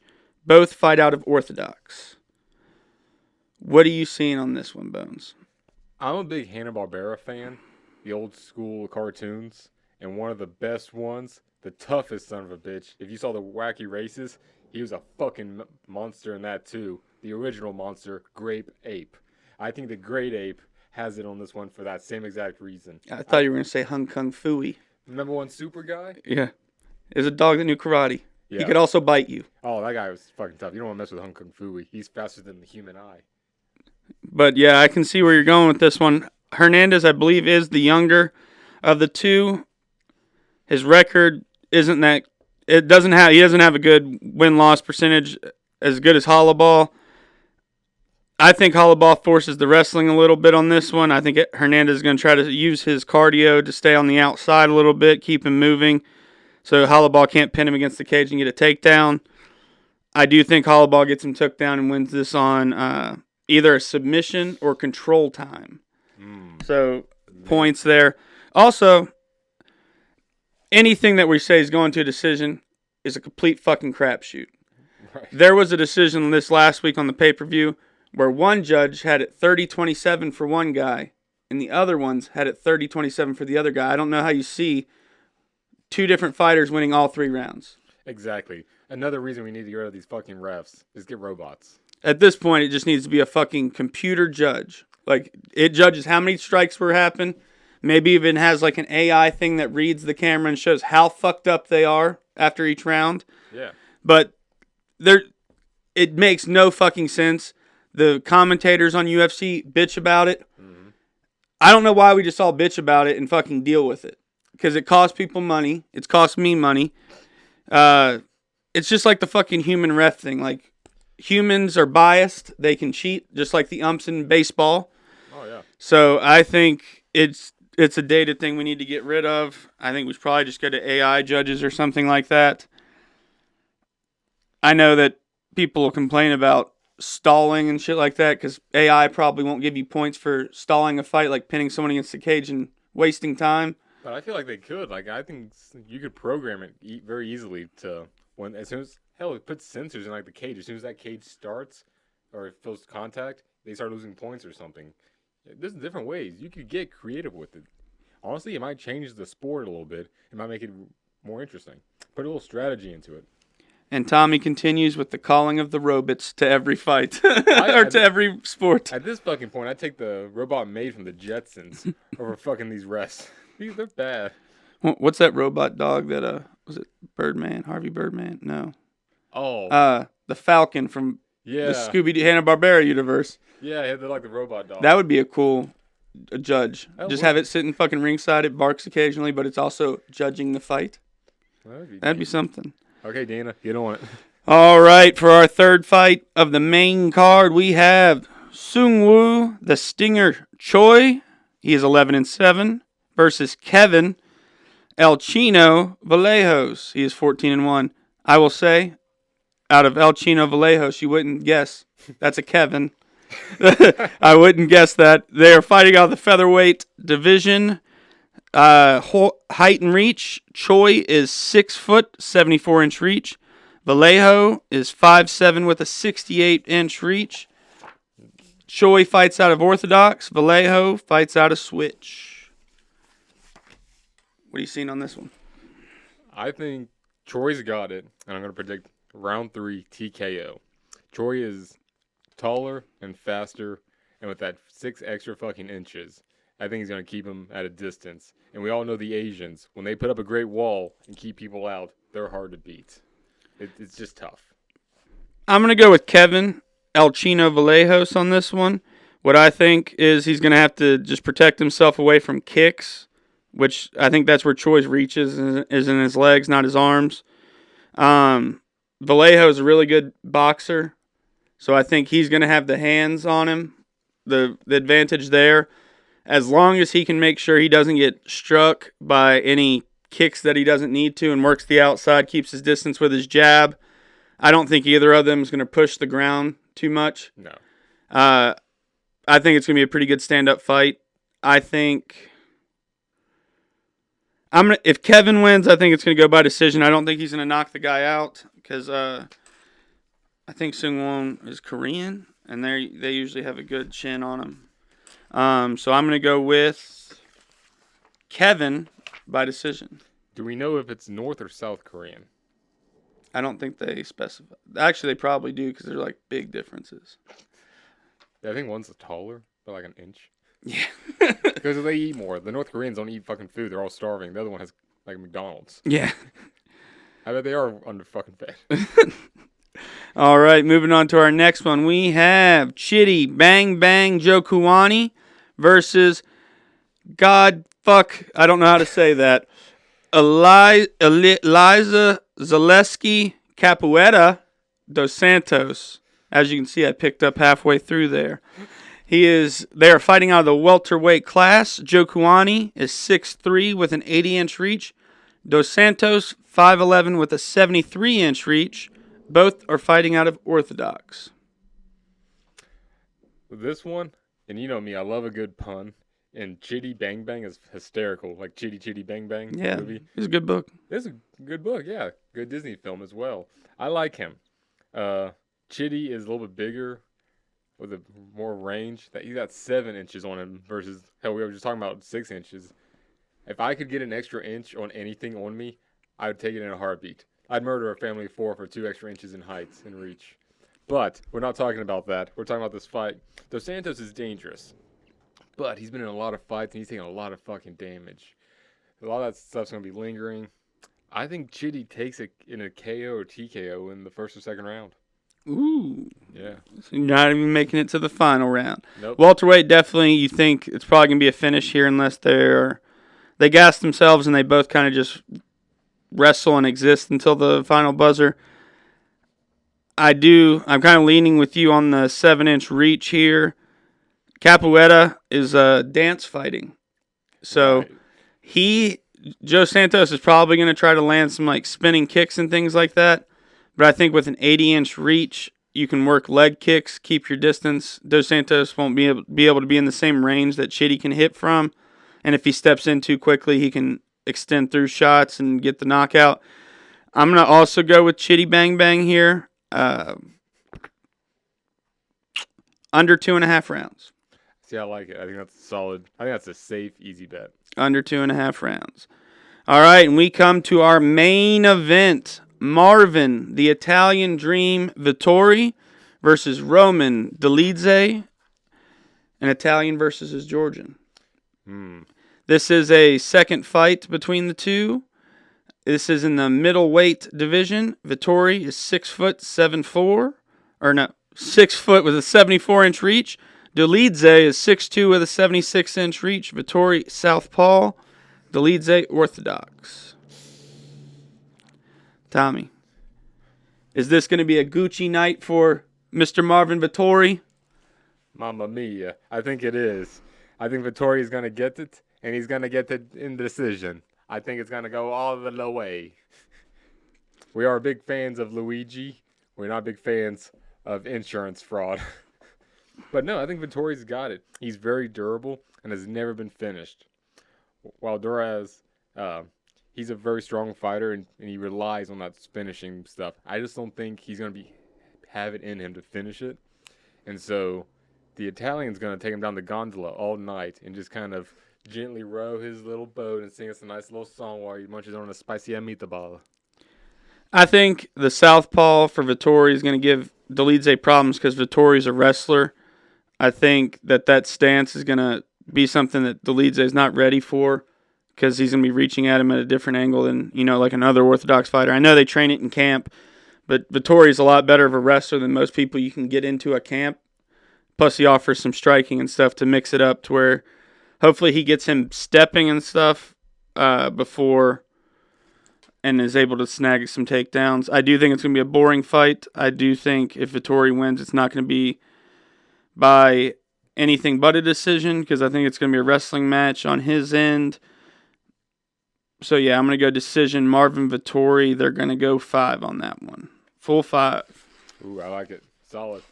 If you can get an over-under, I would take that just because why not take a break on, half a round or something if they have 4.5 or 3.5. Take a parlay. We like parlays. So, tell us in the comments down below. Do you like our picks? Think we're fucking way off? Let us know. Call us Big Dumb Idiots. Put your picks down below. All right. And we're going to go on to NBA parlays. All right. Let's. Oh, that was great. Yeah, end that one. And then play it. Turn on the speakers to play it back real quick. Alrighty. We're going to go ahead and get started on the next bit of Blitz the Book. We are going to take it to the court. That's right. You're being sued. Just kidding. We're playing basketball. Jay, NBA is hot this week. What do you got? Starting out on March 15th, I have Lucky the Leprechaun, Boston Celtics versus the Nets.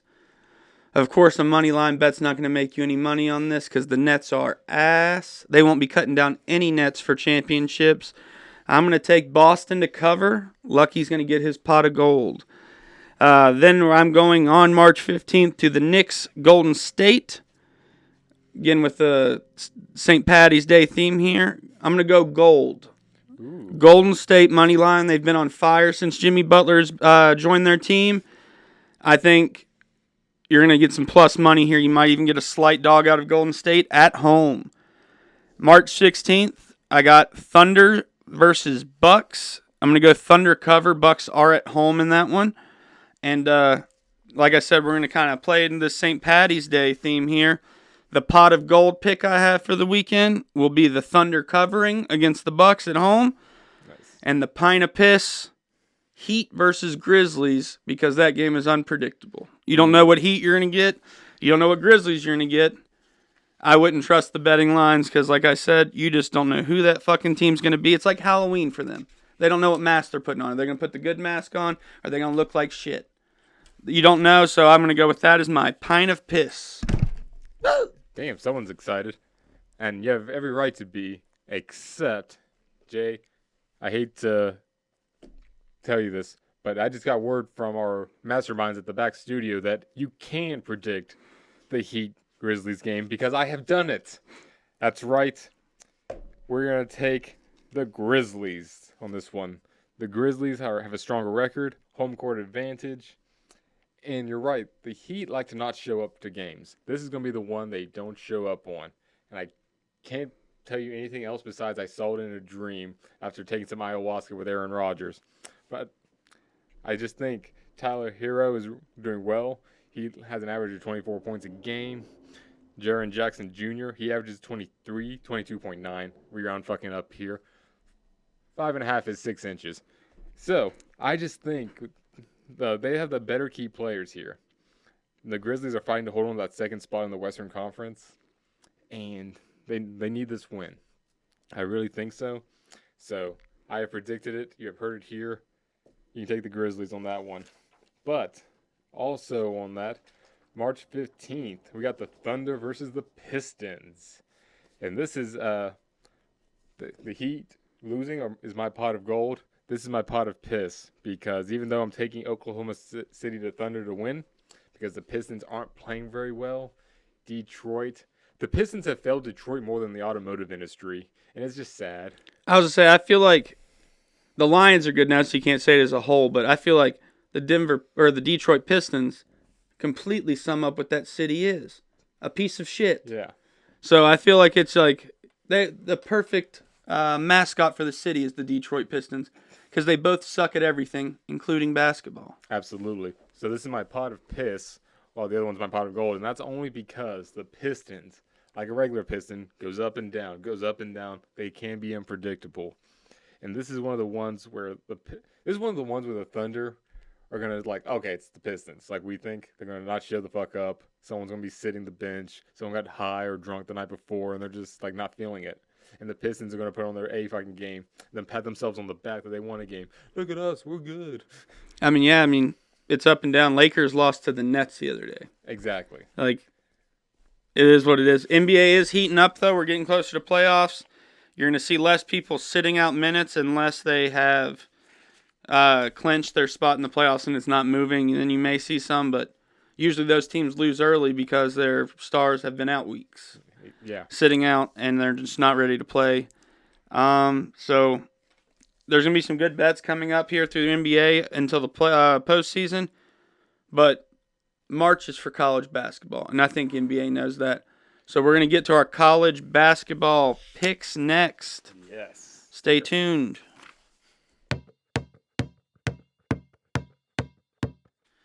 All right, and we're on to college basketball. We're going to go ahead and we're going to pick who's going to win the men's tournaments for the ACC, SEC, Big 12, and Big 10 because although the other ones do have upsets in the big dance usually, I don't know a fucking team in those leagues at all. No one does unless you went there for some damn reason. Marshall lost theirs already, so that sucks. I lost some money on them. No kidding. Like one. I mean, that's on me, though. That's not their fault. They sucked at basketball going into the game. I'm the one that thought, maybe we get lucky here. But alas, we lost. So, I mean, like we were just saying in the last segment, college basketball is ramping up, men's and women's.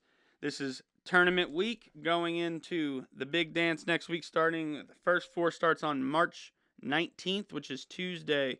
We're going to have our brackets released on the night, or we'll probably do the 20th after the first four. So that way we know who's going to be the final 64 in. And we'll release men's and women's on socials.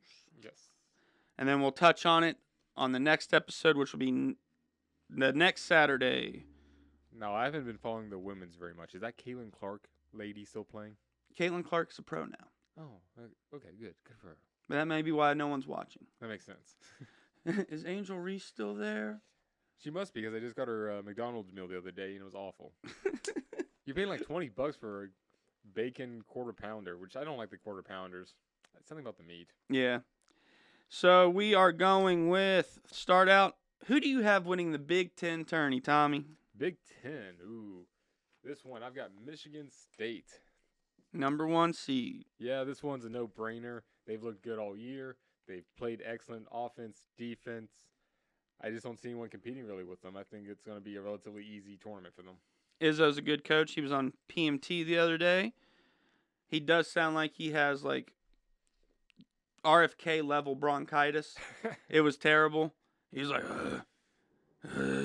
it just wasn't a good look. Not a good look going into the big dance when you can barely speak or yell at your team. That's true. Unless you're that LSU coach, the crawdad motherfucker. Yeah, I would say they pride themselves on defense there, Michigan State. So they're gonna have to keep games. They're gonna have to keep teams lower than they're scoring to win, which is how you win games. But I'm saying, like, they have to keep it at a manageable thing, because if the other team scores too much, they're not going to be able to score that much. Right. I'm going to follow my heart here. We've talked about not doing that in the past. Number 8, first year in the Big Ten, Oregon Ducks. So we're going to go number 8. It's a tough field. Don't get me wrong. They're going to have to go through Michigan State to get there. That's my boys, though. I'm going to go with it. They've won the Pac-10. I think they won the Pac-10 last year and the year before, which is usually had some decent teams like USC and things like that. UCLA. Isn't that where they produced, like, the Bronny kids? Oh, yeah. They had diverse Bronny James. Yeah. Beat his ass. Some real tough talent in that. I don't want LeBron busting in here and saying anything about his son, but his son sucks at basketball. Jay, you know our next guest is Stephen A. Smith. Lay off the weed, LeBron. So I'm going with Oregon Ducks to take the Big Ten, cut down the nets, and get their chance to the big dance. I think they go anyway, but with Big Ten, that's a better seed. Tommy, we're going to move on to the Big 12, which I'm unsure if they even have 12 teams anymore after last year. It's a mixed bag. It's a new look of the whole thing. Arizona is there now. They're not number 1, but they're a very high seed in that tournament. Arizona State, like I said, it's a new look for the Big 12. Football was exciting. BYU is there. They're not as good anymore as they used to be at basketball, but they used to be really good. The Mormons were swarming. You know what I'm saying? No, they were soaking. Oh. Yeah, of course. What's the one where they put their legs up on the bunk bed and hump for their buddy? Oh, yeah. What is that called? Quaking. Yeah, You can't forget a good quake, I guess. It really ups the bonding there in Utah, where you're like, me and my best bud, he helped me out. I was able to vibrate in the lady because they can't thrust or anything, so they're not allowed to have the sex. Their buddy helps them. Yeah. So, no quaking, no soaking here. Tommy, who do you got winning? Did you say? I got all caught up in the quaking thing. I know, we got really into the fucking Mormon sucks. But I feel like a Glazer, because I'm just going right now, Houston. They're good. They're great. They're 19-1. Number 1 seed in the tournament. They deserve it. These guys are going to make a Final Four run. And they have every opportunity to win the entire fucking thing. They are very good this year. Their defense is stellar. But, Kansas has their opportunity. That's going to be the one, I think, that's going to have the most trouble, if anyone. But if they can get through Kansas, Houston's got it, I think, in a cakewalk. Absolutely. I'm going to be a homer here. A real dope hometown guy. And I'll probably be saying dope by the end of this. I'm going WVU to win the Big 12. Oh. I just didn't see anyone that exciting on the list. I mean, I liked Arizona. I think I have them to go pretty far just on what I plan on doing with the bracket. I think WVU, if they can hold up defensively, can keep themselves in the game. I like the new coach they have here. They work. They do good work. They do the Lord's work. I'm going to go with the Mountaineers to bring it home for West Virginia. Oh, yeah. Get them a good spot. All right, we're going to go to the football conference, the SEC, which is actually showing themselves as a basketball conference this year. They have some real competitors there. Auburn, Alabama, Missouri was good, well ranked. I forget the other ones. Vanderbilt was in there. Vandy, Tennessee's 8th ranked. Yeah. So yeah, you got some big names in there.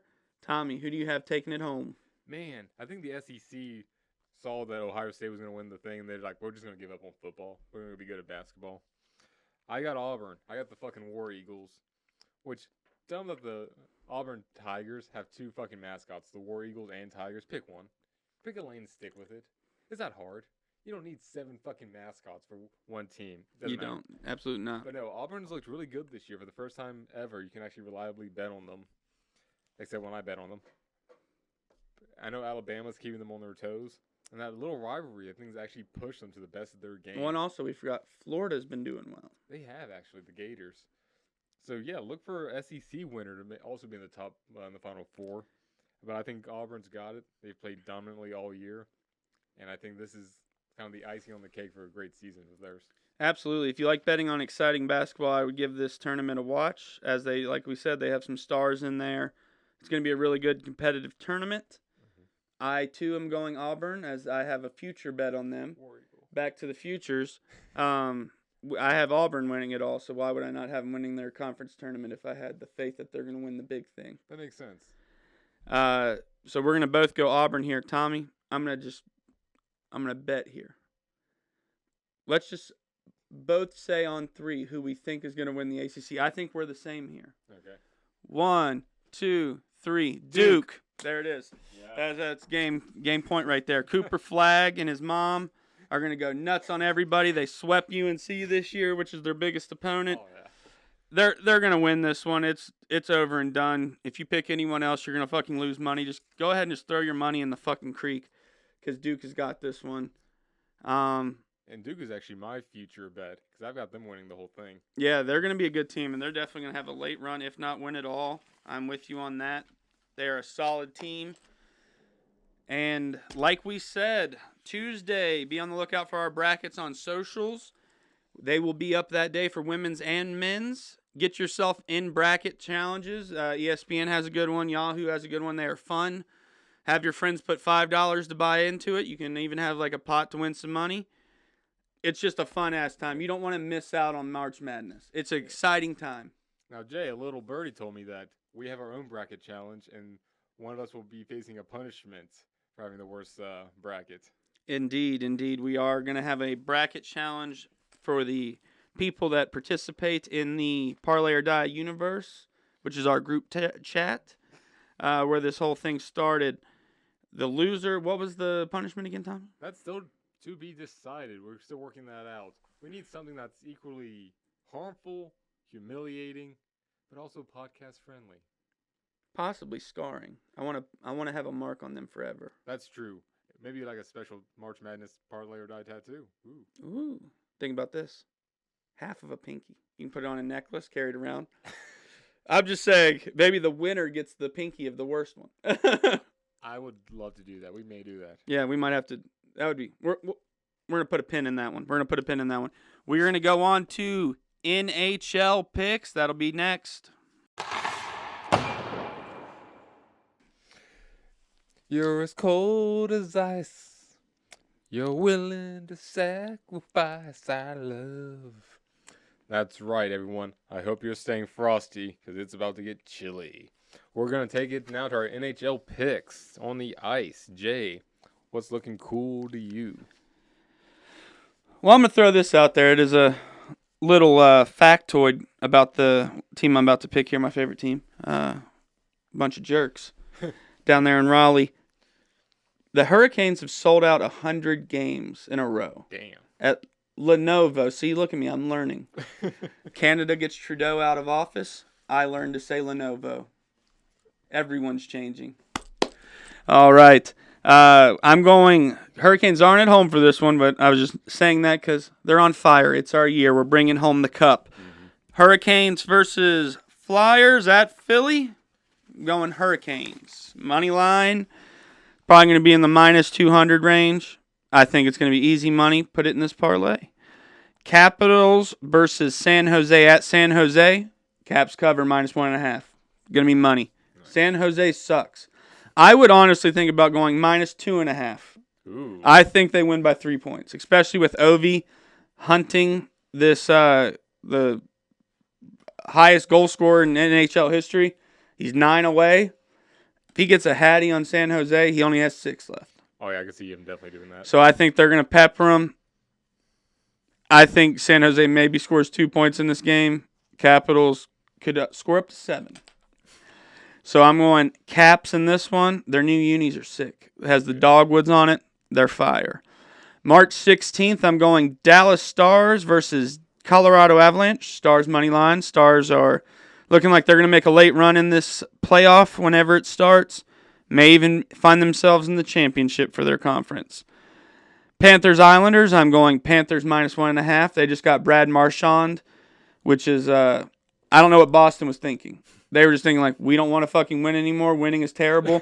Let's trade our captain at the trade deadline. Right. Who's been here since he started and has even said, I would like to retire a Bruin. And they're like, nah, fuck that. I don't care that you're a fan favorite. We're going to send you the team who won it all fucking last year. Like they're doing him a favor when he's like, I don't want to fucking go to Florida. Who wants to go to Florida? Oh, it's awful. So fucking Only hot. kids that want to go to fucking Disney World go to Florida. Otherwise, you're probably going to get robbed. Yeah. Or, one of those fucking crazy news stories they talk about where, like, alligator gives teeth to human man. Like, something just fucking off the wall ridiculous. I digress. I'm going Jets versus Kraken. Jets money line. It is at the Kraken in Seattle. Winnipeg is good. They're on their side of Canada. So it wouldn't be far for them to travel if they have passports. Soon they won't need passports. Well, it'll be the 51st state.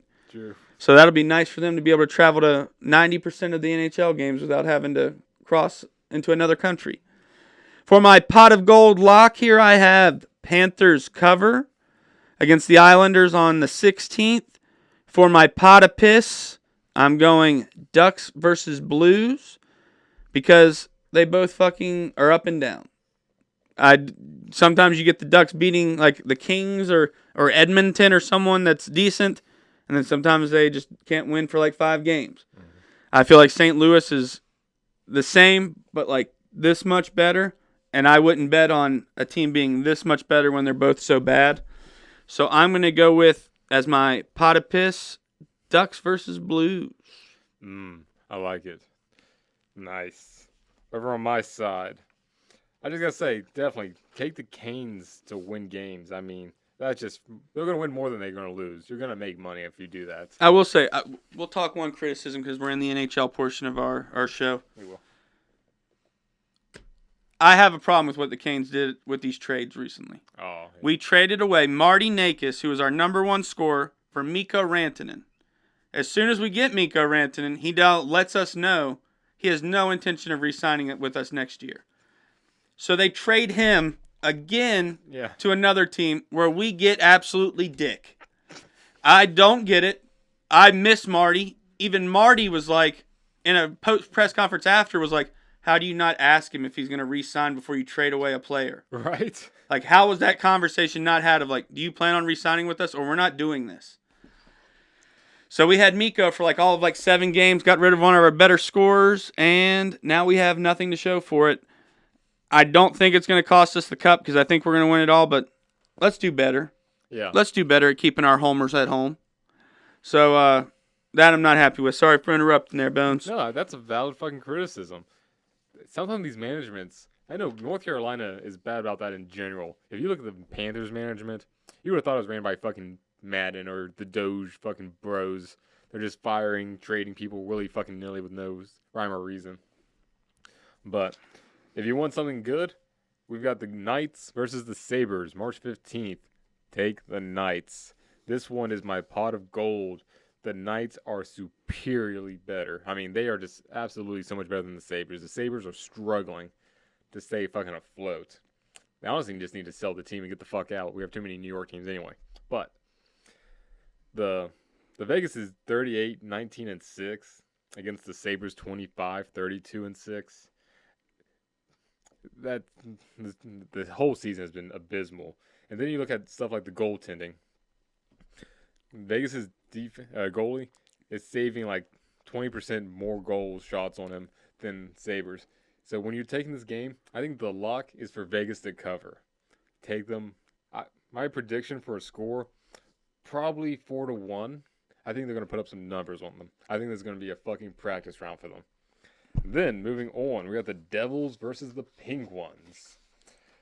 New Jersey versus Pennsylvania. Two states I just do not care for. And they don't have Jack Hughes in New Jersey. They don't.